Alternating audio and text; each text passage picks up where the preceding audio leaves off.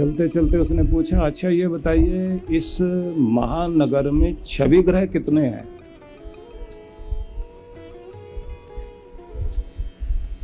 इसने कहा समझ नहीं आया। बोले चलचित्र मंदिर कितने हैं?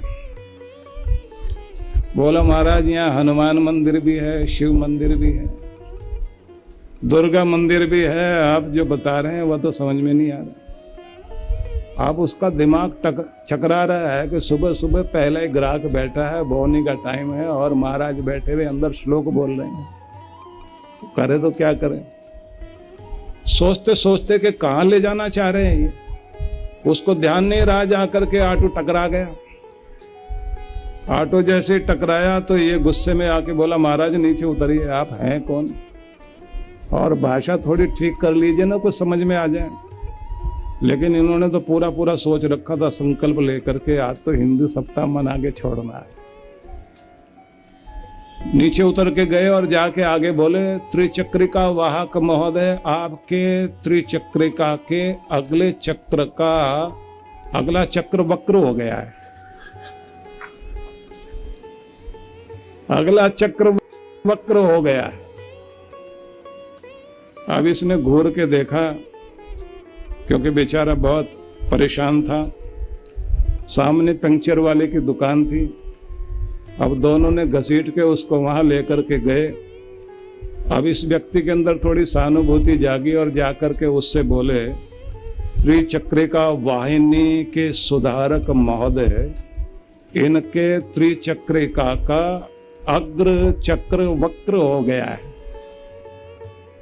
आप अपने वायु ठोसक यंत्र से इसमें, आगे तो आप समझ गए होंगे, बहुत सारा लंबा है।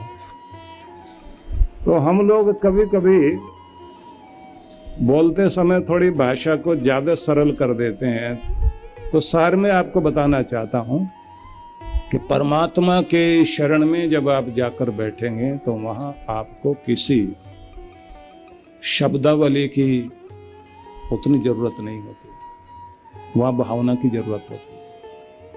जब आप भावुक होकर के परमात्मा से जुड़ते हैं, भले ही आपके मंत्र पाठ करने में, आपके श्लोक बोलने में भी कोई त्रुटि हो जाए, वो तो माफ है, लेकिन आपकी भावना में त्रुटि नहीं होनी चाहिए। भावना आपकी पूरी होनी चाहिए। जब आप बहुत भावुक होकर अपने प्रभु के चरणों में जाकर बैठते हैं तो भावना प्रभु से आपका मेल कराती है, और उस भावना तक जाने तक आपको पहले प्रभु की कृपाओं को याद करना है। सहज सामान्य होकर सिर झुकाकर वहाँ विनम्र भाव से आप अपना मन प्रभु से जोड़ दें। मन जब जुड़ गया तो उस समय आपके अंदर उठते हुए विचार तरंगे, उन्हें आप इस तरह शांत होने दीजिए जिस तरह से लहरें किसी झील की शांत हो जाए। तो शांत होते ही लहरों के उसके अंदर आपको जैसे प्रतिबिंब अपना भी दिखाई देने लग जाता है, ठीक उसी तरह से आपको ये अनुभूति होगी कि आप अपने आत्म स्वरूप को भी पहचानेंगे और आपके अंदर परमात्मा की भी अनुभूति होनी शुरू होगी। यहाँ एक शब्द बहुत ही प्यारा भगवान कृष्ण ने कहा है, आत्मन्येवात्मना तुष्टः, आत्मनि आत्मना तुष्टः, मतलब अपने आप में स्वयं में संतुष्ट हो जाएं, तुष्ट हो जाएं। स्वयं से संतुष्ट मतलब स्वयं से तृप्त। सोचिए कि हम लोग अपने को छोड़कर हमारा मन सब और डोलता है, क्योंकि हम अपने आप में तृप्त नहीं है। जैसे हम अपने आप में तृप्त हो जाते हैं तो फिर हमारा मन कहीं डोलता नहीं। जैसे बच्चे अपने आपे से बात कर रहे होते हैं ना, बैठे बैठे खेल रहे होते हैं, अपने आनंद में निमग्न होते हैं, बैठे बैठे मुस्कुरा रहे होते हैं, हाथ भी हिला रहे हैं तो अपने आनंद में। जब आप अपने अंदर में संतुष्ट हो जाएंगे तो उस स्थिति में आपके अंदर से गीत भी, मुस्कुराहट भी, गुनगुनाना भी, सब कुछ प्रकट होगा। मीरा को कहते हैं कि नाच गाकर रब को पाया, प्रभु को पाया, लेकिन वास्तविकता तो ये है जब प्रभु का प्रेम अंदर आया और प्रभु की अनुभूति हुई तो मीरा उस धन को पाकर अपने आप नाचने लग गई। उसने नाच कर नहीं पाया, प्रभु अंदर आया तो उस धन को पाकर नृत्य बाहर आ गया। इसलिए आप जब अपने अंदर से संतुष्ट होते हैं तो जैसे किसी बच्चे को आप देखते हैं वो अपने आप झूमने लग जाता है, हिलने डुलने लग जाता है। भक्त भी इसी तरह की स्थिति में आ जाता है, भाव विभोर हो जाएगा, अपने भाव को कैसे व्यक्त करेगा। मनुष्य की ये गलती है कि वो संतुष्ट है नहीं, अपने को छोड़कर हम सब का मन दूसरों की तरफ, बाहर की तरफ डोलता है। हम मित्र से, परिवार से, स्थान से, स्वयं से, सबसे उबते उबते दुनिया के कोने कोने में घूमते फिरते हैं और जिसका परिणाम ये होता है कि हमारे जीवन में अशांति बढ़ती जाती है। हम लोग सोचते हैं कि शायद बाहर कहीं सुख है, बाहर कहीं शांति है। जो चीज़ नहीं देखी उसके प्रति हमारे मन में आसक्ति है और जिस चीज़ को हम प्राप्त कर लेते हैं उसके प्रति हम थोड़ा थोड़ा ऊबने लग जाते हैं और एक वक्त आता है जब हमारी ऊब ज़्यादा बढ़ जाती है। इस ऊबने से और दूसरी तरफ के आकर्षण की तरफ भागने से हमारा पूरा व्यक्तित्व हिल जाता है, जिसके कारण ना तो हमारे संबंधों में वो गरिमा रहती और ना हमारे पास जो कुछ भगवान ने दिया है उसके प्रति धन्यवाद का भाव जाग पाता। और जब वो नहीं जाग पाता तो धन्यवाद और धन्य होकर के जिंदगी नहीं जी पाते, मतलब शिकायत ही जिंदगी हो जाती है। तो ज़्यादातर आपने लोगों को देखा होगा, उनके पास जो कुछ है वो उससे तो संतुष्ट नहीं है, लेकिन जो नहीं है उससे दुखी जरूर है। तो सबके साथ, ज़्यादातर लोगों के साथ ये प्रॉब्लम है। जो जो भगवान ने दिया वो तो वो भूल गए, जो नहीं है उसकी शिकायत इतनी है कि हर पल हमारा ध्यान वहीं जा रहा है, बार बार ध्यान वहीं जा रहा है। ये होता तो कितना अच्छा होता, ये चीज़ मिल जाती मैं कितना खुश हो जाता, इतना पैसा होता तो मैं कितना आनंदित हो जाता। आगे बढ़ने का रास्ता तो जीवन में ढूंढना चाहिए, उसमें तो पीछे नहीं हटो। कमाओ भी, आगे भी बढ़ो, और भी होना चाहिए, लेकिन जो कुछ है उसका तो धन्यवाद कर लो, उसका तो महोत्सव कर लो, उसमें तो आनंदित हो जाओ। अगर उसमें आनंदित हो गए हैं तो जिंदगी आनंद से भर जाएगी, और अगर उसमें शिकायत है तो फिर कभी कुछ भी मिल जाए आपकी जिंदगी में आनंद तो नहीं आ सकता, जीवन में खुशी तो नहीं आ सकती। थोड़े में भी आनंदित हुआ जा सकता है। दुनिया के उन लोगों के ऊपर सर्वे हुआ जो दुनिया के बहुत बड़े धनपति लोग हैं, और एक बात समझ में आई कि बहुत पैसा होने के बाद भी बहुत खुश हो तो ऐसा नहीं है, कुछ न कुछ व्याकुलता है जीवन में। असल में तो जैसे जैसे हम लोग धन कमाने की तरफ चलने लग जाते हैं तो अपनी बहुत सारी कीमती चीजें गंवाने लग जाते हैं। जो फ्री में हमको मिली हुई है वो कीमती चीजें हम गंवाने लग जाते हैं। जैसे नींद आपको फ्री में भगवान ने दी और बहुत कीमती है, जब खो जाएगी तब समझ में आता है कि ये तो बहुत कीमती थी। तो नींद गंवाई धन कमाने के लिए, और जो एक कीमती समय आपका होता है आपके बच्चों के लिए, वो प्रेम का, बच्चों के साथ बैठने का वक्त भी आपने धन कमाने को दे दिया।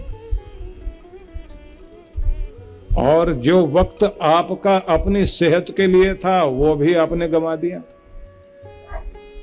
जो खाने पीने में आपको ठीक समय पर आपको बैठकर भोजन कर लेना चाहिए वो भी ध्यान नहीं रहा। जो आपको स्वयं के साथ ज्यादती नहीं करनी चाहिए थी वो भी आपको ध्यान नहीं रहा, आप खुद के साथ ज्यादती भी करने लग गए। तो धन तो आ गया, जो फ्री में आपको बहुत कीमती, बेशकीमती कहिए अमूल्य चीज भगवान ने दी थी, बेमोल चीज जो दी थी, अनमोल जो कुछ था वो हाथ से चला गया। अब हम क्या करते हैं, पैसा खर्च करके उसे वापस लाने की चेष्टा करते हैं। जैसे पैसा देकर सेहत वापस लाना चाहते हैं। घर में जिम बनाएंगे, टॉनिक लेकर आएंगे, डॉक्टरों से कहेंगे डाइट चार्ट बना दीजिए, और तब तक शरीर में अनेक तरह की बीमारियां आ चुकी होती हैं। किसी को ब्लड प्रेशर हो गया, किसी को शुगर हो गया, किसी को कोलेस्ट्रॉल इतना बढ़ गया है कि अब हाइपरटेंशन भी रहने लग गई है। कुछ लोग जो है थायराइड भी बढ़ गया है, शुगर भी है, ब्लड प्रेशर भी है। अब उनको डिप्रेशन और शुरू हो गया। और आश्चर्य लगता है कि इतनी लंबी चौड़ी कार में बैठा हुआ आदमी रो रहा, अकेला बैठा, आंसू पहुंच रहा, क्या हुआ? कुछ नहीं हुआ। क्यों रो रहे? नहीं, मन कर रहा है, जी हल्का हो जाएगा, ऐसे से कर रहा बैठा, बिना बात के रोएगा। नींद नहीं आएगी, घबराहट होगी। तो पहले सेहत दांव पर लगाई धन कमाने के लिए, और फिर धन को खर्च किया सेहत कमाने के लिए। तो पैसा तो आ गया सेहत देकर, पर पैसा देकर सेहत वापस नहीं आई। बस यही है कमाल। यही कमाल है कि आपने नींद अपनी देकर कुर्बान करके पैसा तो कमा लिया, लेकिन पैसा देकर फिर नींद नहीं आई। वो लोग जो नींद की टेबलेट खाकर सोते हैं, सवेरे जब उनकी जबान लड़खड़ा रही होती है और बदन भी पूरा पूरा जो है टूटा टूटा महसूस होता है, उबासियां ले रहे होते हैं, पूछते हैं नींद आई? बस बेसुध होके पड़े रहे, सपने से आते रहे। टेबलेट तो खाई थी, बोले हाँ डोज बढ़ा भी दिया, लेकिन अब वो बात नहीं है जो पहले थी। तो जो कुछ भगवान ने आपको दिया है उसे संभाल लीजिए, और जो देगा वो भी संभाला जाएगा। लेकिन आप कीमती चीज को खोइए मत, क्योंकि परमात्मा आपको बहुत प्यार करता है। फ्री में जो कुछ दे दिया उसकी कद्र करना सीख जाइए, तो आपका जीवन आनंद से भर जाएगा। कितने दुखद स्थितियों से हम लोग गुजरते हैं। ज्यादा बड़ा होने के चक्कर में, ज्यादा बड़ा कहलाने के चक्कर में हम कितने कितने छोटे होते जाते हैं। प्रसन्नता गई, मुस्कुराहट गई, बड़ा उदास चेहरा दिखाई देता है। आप पूछें कि आप ठीक तो हो? नहीं, मैं ठीक हूं। आप खुश हैं? बोले खुश हैं। आप थोड़े मुस्कुरा नहीं रहे, आपका चेहरा मुस्कुराता हुआ नहीं लग रहा। नहीं, मेरी शक्ल ही ऐसी है। तो भगवान ने किसी की शक्ल ऐसी नहीं बनाई। हर बच्चा दुनिया में मुस्कुराता हुआ दिखाई देता है। ये बड़े होकर हमने क्या सीख लिया कि चेहरे पर उदासी लेकर जी रहे हैं। हम तो प्रसन्नता वाले लोग होते, हमें तो प्रसन्नता की जरूरत थी। तो अपनी प्रसन्नता को तब पा सकते हो जब अपने अंदर से संतुष्टि अनुभव करोगे, तृप्त अनुभव करोगे, और जब ये कहोगे लाख लाख शुक्र है तेरा परमात्मा, तूने बहुत दिया, तेरे देने में कमी नहीं है, मेरे संभालने में कमी है। हर बात के लिए थैंक्स करो। जिंदगी की रिक्तता की तरफ ध्यान नहीं, खालीपन की तरफ ध्यान नहीं दीजिए। जो कुछ आपको दिया गया है उसका धन्यवाद करते करते जीवन को आगे बढ़ाओ। तो कृष्ण ये कहते हैं, अर्जुन जो स्वयं से स्वयं में संतुष्टि वाला, तृप्ति वाला भाव अनुभव करता है, जिसके विचार शांत हो गए, जो ध्यान में भक्ति में बैठे बैठे मुझ में खो जाता है, ऐसे व्यक्ति की बुद्धि, उसकी प्रज्ञा स्थिर हो जाती है। तब उसे मेरी अनुभूति होने लगती है, मतलब भगवान की अनुभूति होने लगती है। तब उसकी जिंदगी में आनंद को, प्रेम को फलता हुआ, बढ़ता हुआ देखा जा सकता है। तो आपको एक चीज सीखनी है, ध्यान दीजिएगा सभी लोग। जापानी लोग बहुत ज्यादा ध्यान करते हैं। उनके यहाँ ध्यान के लिए शब्द प्रयोग होता है जैन, क्योंकि उनके उच्चारण में दोष है। जब धर्मबोधि भिक्षु भारत से चाइना में गए थे और भारत का ध्यान चाइना में गया, तो वहां के लोगों को जब कहा कि ध्यान करो, तो उनसे बुलवाया ध्यान ध्यान ध्यान, तो उनके भाषा में न तो ड न धा, वो घोड़ा नहीं बोल सकते। वो तो चा बोलते हैं, चाइना है ना, चीन। तो उन्होंने आपके ध्यान को भी क्या कहा, चान चान चान, ची चा चू वाले लोग हैं ना, तो उन्होंने कहा चान। जापानियों ने उनसे सीखा तो उन्होंने चान नहीं कहा, उन्होंने कहा जैन जैन जैन। तो ध्यान प्रचलित हुआ जापान में और बढ़ा उस समय जब हिरोशिमा नागासाकी पर बम्बार्डमेंट हुआ, लाखों लोग मारे गए, देश टूट गया। अमेरिका ने बहुत प्रतिबंध लगा दिए, यहाँ तक प्रतिबंध लगा दिए कि तुम कोई भी अस्त्र शस्त्र, बड़े अस्त्र शस्त्र नहीं बना सकते। आत्म सुरक्षा के लिए छोटे अस्त्र शस्त्र बनाओगे, बड़े बड़े आविष्कार नहीं करोगे, छोटी छोटी घरेलू उत्पाद, ऐसी चीजें जो आपके घरों के लिए उपयोगी हों उनको बनाओ। बिल्डिंगें टूटी हुई थी उनकी। तो जब यहाँ का एक दल भारत का भी नेताओं का गया वहाँ देखा, तो उन्होंने अपने संस्मरण लिखे और उसमें कहा कि बिल्डिंग टूटी पड़ी है, स्कूल पूरा खंडर हो गया, बाहर मैदान में टीचर जो है बच्चों को लेकर पढ़ा रहे हैं, कि हमने उनसे कहा कि पहले बिल्डिंग की मरम्मत कर लीजिए।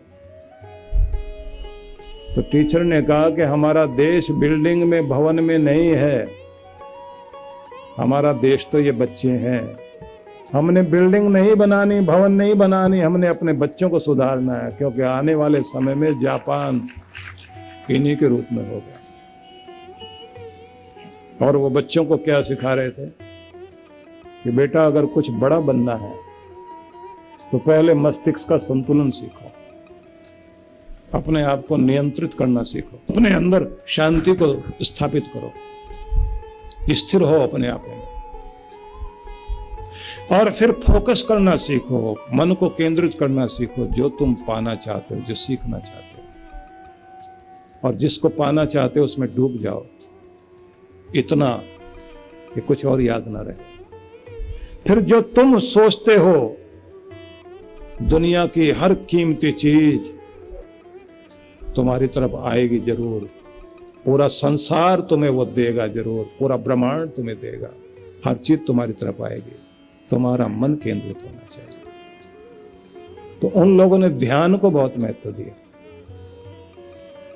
तो ध्यान कितना प्रचलित हो गया कि वहां अगर आज भी आप जाएं तो जो एयरपोर्ट पर कस्टम ड्यूटी वाले ऑफिसर भी खड़े हैं, वो भी अगर बीच में थक जाते हैं तो अपनी कुलीग को बोलते हैं कि थोड़ा रुको, मैं 10 मिनट में आता हूं, और फिर जाके टीवी देखने नहीं बैठते। वो प्रेयर रूम में, प्रेयर हॉल में जा करके और थोड़ी देर ध्यान करके आते हैं, नई शक्ति लेकर, तरोताजा होकर फिर काम में लगते हैं। तो पूरे ब्रह्मांड में फैली हुई विश्व शक्ति ध्यान में आपको ज्यादा प्राप्त होती है, याद रखना। नींद में भी मिलती है, क्योंकि नींद भी एक ध्यान है। नींद में जब आपको यह शक्ति मिलती है तो आपके न्यूरॉन्स का, आपके समस्त बॉडी सेल्स का उस समय रिपेयरिंग होने से लेकर के और इनके अंदर नई ऊर्जा दी जा रही होती है। और जिन लोगों को नींद नहीं आती, उन लोगों के शरीर में ये ब्रह्मांडीय ऊर्जा, कॉस्मिक एनर्जी कम प्राप्त होती है। तो इसलिए उन लोगों के अंदर वो ताजगी नहीं रहती, उनके डिसीजन लेने में भी गलतियां होने लगती है। नींद जिस तरह गहरी होती जाती है तो 10% ब्रह्मांड की ऊर्जा, विश्व शक्ति आपको मस्तिष्क में आती है। ये ध्यान रख लेना कि भोजन आपको शक्ति देता है, कसरत शक्ति देगी, पर उससे ज्यादा नींद आपको शक्ति देती है। आप पूरे थके हुए होते हो, पूरे दिन के थके हुए जब आप नींद में जाते हैं तो अगले दिन आपको ताजा बनाकर नई शक्ति दे करके जगाया जाता है। फिर आप इतनी शक्ति से भर जाते हैं, आप कहते हैं अब तो सारा दिन काम कर सकता हूं। नींद आपको इतना कुछ ऊर्जा देती है। और जब आप ध्यान में बैठते हैं तो आपको 60% विश्व शक्ति प्राप्त होती है, समाधि में 60% मिलती है। इसलिए ध्यान की तरफ जाना चाहिए। दुनिया का बेहतरीन लोग ध्यान को अपने जीवन में आगे बढ़ने के लिए प्रयोग करते हैं, और इसके लिए आपको कोई ज्यादा कुछ करने की जरूरत नहीं है। जैसे आपको सिखाया था कि आप शांत शांत कहते कहते अपने आप को शांति की लोरी गाते जाइए और अपने मन को शांत करते जाइए, उसे खो देने दें, खो जाए मन, विचार खो जाए, सहज और शांत हो जाए, स्थिर हो जाए। जब आप एक जगह अपने मन को केंद्रित कर लेते हैं, मन खो जाएगा, आपको अपनी होश नहीं है। आप जहाँ बैठे बैठे हैं वहीं बैठे बैठे अपने आप को भुला दीजिए, स्वयं को भूल जाएं। जैसे जैसे आप शांत होते जाएंगे, आपके अंदर शांति उतरती जाएगी, आपके अंदर आनंद आने लग जाएगा। उसी स्थिति में खो जाइए, खुद का कोई होश नहीं, जहाँ बैठे हैं बैठे रहें। बस उसी समय आपके अंदर ध्यान खिलता है और फिर वो तरंगे आने लग जाती हैं जो पूरे ब्रह्मांड में फैली हुई है, और फिर नई ऊर्जा से आपको भरा जा रहा होता। आपकी बुद्धि शक्ति से युक्त होती जाती, आपका मन और सशक्त बन गया, आपकी आत्मा को भोजन मिल रहा है। भूखी आत्मा थी, तृप्ति अनुभव कर रही है।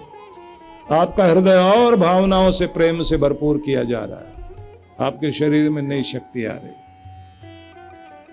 इसलिए थोड़ी देर भजन भी अगर सुन रहे हो तो थोड़ी देर ऐसे खो जाइए कि आपको अपना ध्यान ही ना रहे। बुला दें अपने आप, कीर्तन करते हुए, भजन करते हुए, जाप करते हुए इतना अपने आप को बुला दीजिए कि आप जहां बैठे हैं बस बैठे रहें, गुमसुम हो जाएं। और मजा तो तब है जब जाप करते करते ध्यान लग जाए, और जैसे ध्यान हटे फिर जाप शुरू हो जाए, और फिर जैसे ध्यान लग जाए जाप बंद हो जाए, और फिर जैसे ध्यान हटे फिर जाप शुरू। जाप से ध्यान में, ध्यान से जाप में, प्राणायाम से ध्यान में, ध्यान से फिर प्राणायाम में, और भजन से ध्यान में, ध्यान से फिर भजन में। इसलिए सारी प्रक्रिया आपको ध्यान की तरफ ले जाने की है कि आप वहां तक पहुंच जाएं जहां से आपका संबंध दुनिया से कट जाता है और दुनिया के मालिक से जुड़ जाता है। बस ऐसी प्रक्रिया अपनाएं। तो भगवान ये कह रहे हैं कि पहले तो मैं तुम्हें वो बताता हूं कि जब कोई ध्यान में, भक्ति में चरम की ओर जाता है, प्रजहाति यदा कामान, कामनाओं को त्याग देता है, इच्छाएं, विचार, अंदर चल रही हुई तरंगे सब रुक जाएं। एक मजे की बात और, विचार शून्य हो जाएं, आपके एकदम शांत हो जाएं आप। उस जगह अगर आपके अंदर कोई एक सपना, कोई संकल्प जागता है और आप उसका चित्र देखने लग जाएं, और देखते देखते उस चित्र को आप भगवान को अर्पित कर दें कि ये इच्छा है, ये चाहता हूँ, मेरे मालिक, मेरे प्रभु, मेरे दाता, मेरी झोली में ये डाल दो, ऐसे कह के सिर झुका दें और महसूस करें, खुश हो जाएं कि मैंने कह दिया उसको, बड़े बाप को बता दिया। अब वो जाने उसका काम और फिर गुणगान करना शुरू। बीच बीच में फिर ध्यान आ जाए तो फिर उसे याद कर लें कि वो चीज मिले तो कितना खुश हो जाऊंगा, कितना आनंदित होऊंगा। और फिर विश्वास करें कि अब तो वो चीज मेरी हो ही गई है, क्योंकि मैंने तो उसको कह दिया। अब उसका काम है उसे देना, मेरा काम है कर्म करना। और ऐसे ही आप रोज अपनी भक्ति में बैठे, एक दिन आप हैरान होंगे कि ऐसे संयोग बनेंगे, वो चीज आपके सामने आ जाएगी। और मजा तो ये है कि अपने ध्यान में, भक्ति में बैठने के बाद जब आप उठोगे तो किसी को याद करो। याद करते करते आप जाके अपनी कुर्सी पे बैठ गए, सोफे पे बैठ गए, थोड़ी देर में उसका फोन आ जाएगा। आपकी जो अंदर की एनर्जी है वो जिस फ्रीक्वेंसी पर काम कर रही होती है, उसी फ्रीक्वेंसी में अगर दूसरा आदमी भी है तो आपकी तरंगे वहीं पहुंच जाएंगी। और आप कहोगे मैं तो अभी याद ही कर रहा था, तुमने फोन कर लिया। बोले अभी 3 मिनट से मुझे लग रहा था मैं फोन करूं, तो इसलिए मैंने फोन कर लिया। और कमाल की बात है कि जिसे याद कर रहे हो कि उससे मिलना है, मैंने ध्यान से उठ के, पूजा से उठ के गए और मन मन में याद कर रहे हैं, आंखें बंद किए हुए, आज इससे भी मिलना है और ये काम हो जाए तो अच्छा। और बोल के आप तो भूल गए, रास्ते में चले जा रहे हैं आप और अचानक वो आदमी टकराएगा आपको और आप उसे कहेंगे अरे मैं तो आपसे मिलना ही चाह रहा था भाई। वो भी कहेगा कि आज सुबह से मुझे भी याद आ रही थी। ये बिना तार का तार जुड़ेगा, ये टेलीफोन अंदर से काम करेगा। किस तरह तरंगे काम करती है, इसको टेलीपैथी कहते हैं। आपके तरंगे वहां तक जाएंगे। तो ये जब किसी से फोन करा सकते हैं, किसी को आप ये चीजें मिला सकती हैं, तो ये फिर भगवान को भी मिलाएगी और मनचाही चीज को भी मिलाएगी। इसलिए हम लोग एक चीज सिखाया करते हैं, एक प्रार्थना योग कराते हैं हम लोग ध्यान में। तो जापान की बात आपको सुना रहा था, वहां ध्यान गया तो ध्यान जब वहां सब लोगों के अंदर प्रचलित हो गया तो बड़े बड़े ज्ञानी लोग भी गुरुजनों के पास जाने लगे। तो एक प्रोफेसर गया, उसने जाके कहा कि मुझे ध्यान सीखना है, और कहा कि मेरे लिए थोड़ा आसान इसलिए रहेगा क्योंकि मैंने पढ़ा बहुत है, बहुत किताबें पढ़ी। अब मैं चाहता हूं ध्यान में जाकर उस आनंद को पाऊं जो इस पूरे ब्रह्मांड में फैला हुआ है। वो आनंद बिखरा हुआ है, कभी चंद्रमा की चांदनी में महसूस होता है, कभी किसी झरने के बहाव में महसूस होता है, कभी सरसराती हुई हवा जो पेड़ों के झुरमुट से होकर के सुबह सुबह बहती है। तो वो समीरण जिसमें सुगंध मिली हुई है, वो समीरण इतना आनंदित कर देता है, लगता है परमात्मा का अमृत हवा के माध्यम से बह रहा है। तो कभी कभी ये अनुभव होता है किसी बच्चे की किलकारी में, और कभी पंछियों के चहचहाट में, और कभी जब तितलियां उड़ रही होती हैं आसमान में, लगता है कि जैसे फूल ही उड़ रहे हैं। और कभी कभी तो ऐसा होता है कि शाम का समय है, आसमान से बादल बरस कर जा चुके हैं, एकाएक सूरज की किरणें बादलों से होकर गुजरी और रेनबो बन गया, इंद्रधनुष। पहाड़ों में अगर आप जाएं तो, क्योंकि मुझे तो साधना करने का अवसर रहा है, तो ऐसा भी मौका देखा है। आप लोग तो एक ही रेनबो, एक इंद्रधनुष देखते हैं, पहाड़ों में आपको 2-2 और 3-3 भी दिखाई देते हैं। उस समय तो आनंद ही कुछ और होता है, आदमी का मन बच्चों की तरह झूमने को तैयार हो जाता है। तो वो जो आनंद सब जगह बिखरा हुआ है, वो हमारे हिस्से आ जाए, हमारे अंदर आ जाए। तो ऐसा भाव लेकर उसने कहा कि मैंने पढ़ाई लिखाई तो बहुत की है, बहुत किताबें पढ़ी है, अब महान पुरुष से कहा कि आप मुझे सिखाओ, मैं उस आनंद को अपना बना लेना चाहता हूं और हर समय उस मस्ती में जीना चाहता हूं। क्योंकि ये ध्यान की मस्ती क्या है, भगवान श्री कृष्ण ने जो 12वें अध्याय में कहा ना, वहां संतुष्टि और तृप्ति की बात कही। संतुष्ट सततम योगी यत्तात्मा दृढ़ निश्चय मयि अर्पित मनोबुद्धिर्यो मद भक्त स मे प्रिय। जब अपने से संतुष्ट हो जाए आदमी, अपने भगवान के ध्यान से उठने के बाद अंदर नशा चल रहा है प्रेम का, शांति का, आनंद का, वो खुमारी है। अब गाड़ी भी जाकर अगर वो उठकर उसका दरवाजा भी खोलता है, गाड़ी में चाबी लगाई और दिनों से अलग है, बहुत प्यार से चाबी लगाकर द्वार खोला, प्यार से जाके बैठा, कोई अड़बड़ाहट नहीं है, सारी बेचैनी चली गई है, व्याकुलता गई, चाबी लगाई, जैसे बहुत फुर्सत में है, बहुत शांति में है, और गाड़ी स्टार्ट की। अब गाड़ी को लेकर जा रहा, ध्यान इधर उधर भी जाता है, लेकिन इतना आनंद से खिला हुआ है, ये महसूस कर रहा है ऐसी प्यारी सुबह हर रोज आए, ऐसा आनंद जो आज बिखरा है, सुनहरी धूप और ऐसी जिसमें थोड़ी ठंडक भी घुली हुई है। बैठे गाड़ी को चलाते हुए जा रहे हैं, अचानक कोई सामने से जिग जैग करता हुआ गाड़ी चलाता हुआ आ रहा है और आपके पास से जैसे टकराने को है।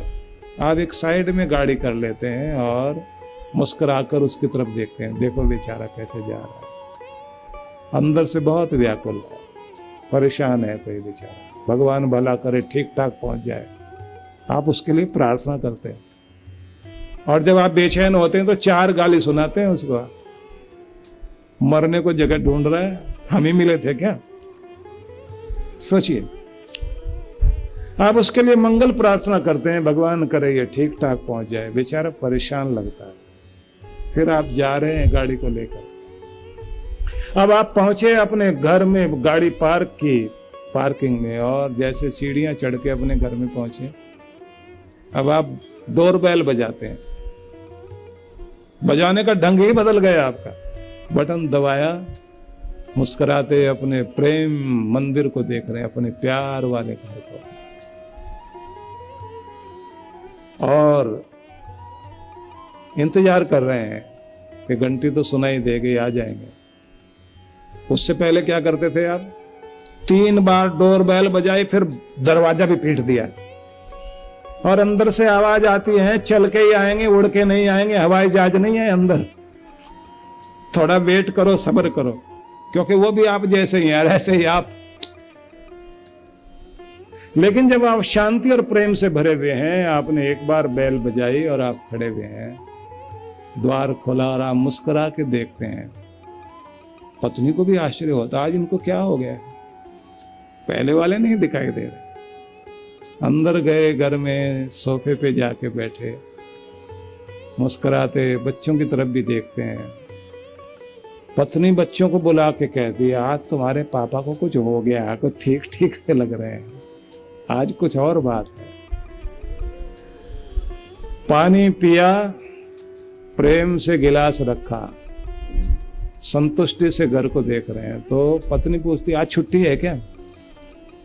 अब तो बिल्कुल ऐसे आराम से बैठे हैं, नहीं जाएंगे, अभी जाएंगे थोड़ी देर में। नहीं, पर आज बहुत खुश दिखाई दे रहे हैं, कोई आपका काम वाम बनाए लगता है। अब ये क्या कहे? कहता है उससे काम बना है जो सबके काम बनाता है, जिससे जुड़ के आए। तो कितनी तरह की स्थिति बदल जाती है आपकी। इसलिए साधारण चीज नहीं है, सीखिए आप बैठ के, क्योंकि आप अपने जीवन को आनंद से भरने के लिए आए हैं, इस दुनिया में रोने पछताने के लिए नहीं आए। यहां रोने पछताने के लिए दुनिया में नहीं है आप। इस जिंदगी में बहुत आनंद, बहुत प्रसन्नता चाहिए, और वो बाहर से नहीं मिलेगी, वो आपको अपने अंदर से मिलेगी। इसलिए अपने अंदर उस बगीचे को खिलने दीजिए जो परमात्मा की कृपा से और उसकी भक्ति से खिला करता है, उससे अपने को जोड़िए। तो इस प्रोफेसर ने कहा कि मैं उस आनंद को चाहता हूं। पढ़ाई लिखाई बहुत की है मैंने, पढ़ाता भी हूं बच्चों को। तो महात्मा मुस्कुराए और बोले, भैया एक काम करो, मेरे इस कॉफी वाले मग में थोड़ी कॉफी डाल दो। वो मग पूरा भरा हुआ था, तो इन्होंने डाला थोड़ा सा। तो वो मान पुरुष संत कहते हैं, और डालो और डालो और डालो। वो जितना डालें वो सारा बाहर गिरने लगते हैं। तो पूछा, महाराज और डालूं क्या? बोले और डालो। क्या जितना डालता जाऊंगा वो सब बाहर ही तो निकल जाएगा? तो उस महान पुरुष ने कहा, तो फिर रुको, तुम भी पहले बहुत अपने मग को, दिमाग को भर के आए हो। इसमें ज्ञान का अहंकार है, और ज्ञान सच्चा नहीं, इंफॉर्मेशन है आपके पास, सूचनाएं इकट्ठी कर रखी दुनिया भर की, उसे पहले बाहर निकालो। और कहा, मग, प्याला, प्याला खाली कर लो। प्याला खाली हो जाएगा तो फिर उसमें भरने के लिए आसानी हो जाएगी। प्याला है दिमाग, इसे खाली करो, परमात्मा अमृत भरने के लिए तैयार बैठा हो। बस इतनी बात, ये खाली करना आ जाए आपको तो परमात्मा आपके अंदर उतर आएगा। इसलिए कृष्ण ये कह रहे हैं, प्रजहाति यदा कामान, तुम कामनाओं का परित्याग, विचारों का परित्याग करके, और कहते हैं सर्वान पार्थ मनोगतान, जब मन से अपने आप अंदर से उठती रहती हैं वो लहरें, उनको मन के अंदर ही शांत कर दो। और फिर इतना ही नहीं, अपने आप में संतुष्ट हो जाओ, आनंदित हो जाओ, भर जाओ आनंद से, और फिर मेरी ओर चलो, मैं मिलूंगा जरूर। क्योंकि ये स्थित प्रज्ञ लोग जो है वो परमात्मा के आनंद में ही जिया करते हैं। ये अद्भुत संदेश है कृष्ण का। तो ये हुआ, 2 श्लोक सुनाए मैंने आपको, और हैं 18 में सुन लें पूरा तो गीता कहते हैं पूरी हो जाती है इसमें। क्योंकि 18 अध्यायों को कृष्ण भगवान ने ये 18 श्लोक में बहुत अद्भुत ढंग से भर दिया। बस यही कहूंगा, जितना मिल गया संभालना सीख जाइए, आपकी जिंदगी इतने से ही धन्य हो जाएगी। तो जाग जाएं और अपने वक्त की कद्र करें। तो आपसे कहा कि मनुष्य स्वयं से संतुष्ट हो, तृप्त हो, स्वयं में संतोष पा लेगा तो प्रज्ञा स्थिर होएगी। बर्नार्ड शॉ ने एक जगह लिखा है कि मन अद्भुत है, भ्रम में जीता है, भ्रम के तंबू गाड़ता है, एक जगह गाड़ने के बाद फिर वहां से उखाड़कर दूसरी जगह जोड़ने लग जाता है, और व्याकुलता में जीते जीते पूरी जिंदगी व्याकुलता में बिताता है। पर इससे आगे हम समझ लें कि भ्रम मिट जाए, भय मिट जाए, और जब आप अंदर से शांत सहज हो जाए और गुरु की कृपा हो जाए, तब फिर आदमी का हर पल आनंद महोत्सव बन जाता है। फिर जिधर भी जाओगे उधर ही आनंद रहेगा। तो आप सबको बहुत बहुत शुभकामनाएं।